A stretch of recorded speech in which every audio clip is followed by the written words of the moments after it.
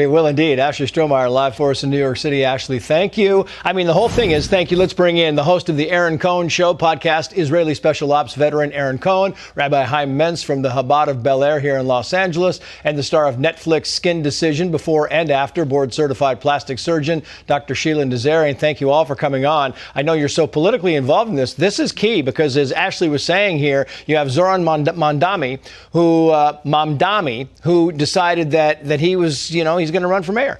And now you have Cuomo dropping out. So they do ranked choice in New York, which means that somebody has to get 50%. So they'll go again July 1st and retabulate the ballots. And if then you have Mamdani getting the 50%, he goes against Eric Adams in November, it seems to me. But here's what he said when he was being questioned. Watch this.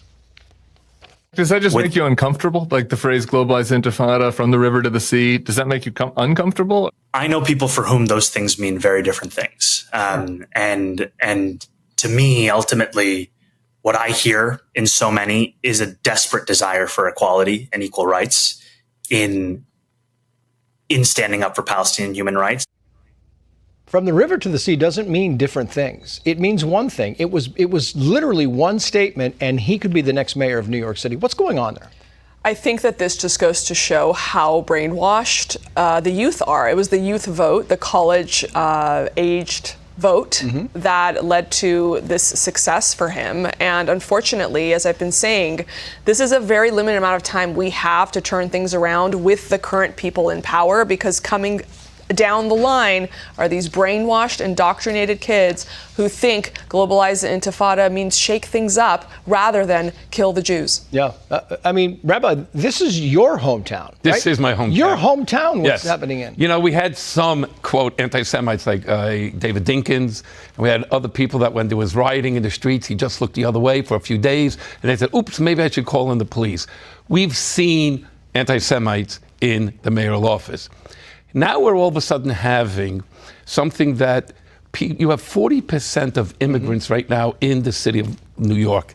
40% of these people are people that are not educated so much of the American way, and they're looking for any way that I can get a free ticket. You're going to give me welfare. You're going to go and give me free preschool. You're going to give me all of this stuff. That's what they were voting for. Yeah. What they didn't realize is that there's a wolf behind that mask. Pete Hegseth, Aaron Cohen, said the following here: based on everything we have seen, and I've seen it all, our bombing campaign obliterated Iran's ability to create nuclear weapons. Our massive bombs hit exactly the right spot at each target, and it worked perfectly. But you have the DIA and you have the far left saying, nope, they didn't work. And this was low confidence, by the way, this report that came out, that Common Sense talked about. Aaron. Trace, first of all, I agree with Pete. I think that there was some major destruction done to those sites. Everybody saw the footage. Everybody on this planet knows what the capability of that B-2 is, how deep those bunker busters go. However, it's still a little early for any real intel, and I think that the deep strikes on a hardened nuclear site require a lot more than just the DIA calling it a failure. That's not intelligence in my world.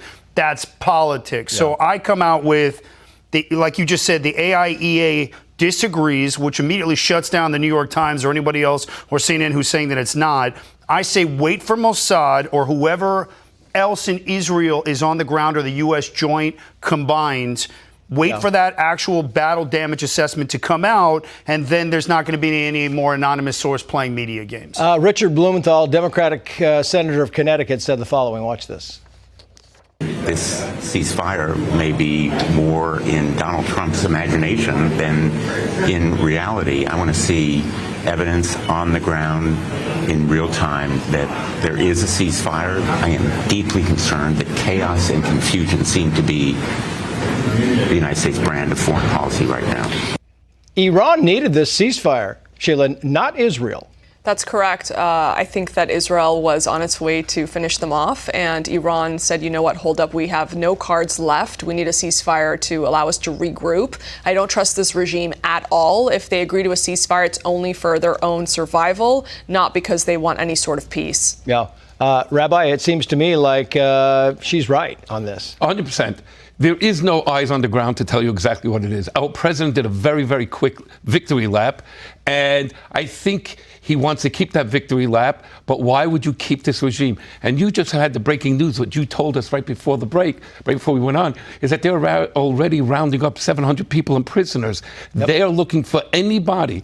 This is the same old, and now the president said you can start selling oil. I'd love to hear from the president your plan. To crack down on the uprising, if there is going to be an uprising, I've got very quickly, Aaron, would Mossad know if Iran moved this highly enriched uranium away from those sites? Yes, Mossad would know. They've got thousands of assets who've been giving them active intelligence over the last 2 decades, which enabled Israel to actually prep the ground and have the U.S. come in with their intelligence and get those B-2s in. If there's an assessment, Israel will know, and that information may strategically surface, Trace, at the right time. Aaron, Rabbi, Sheila, thank you.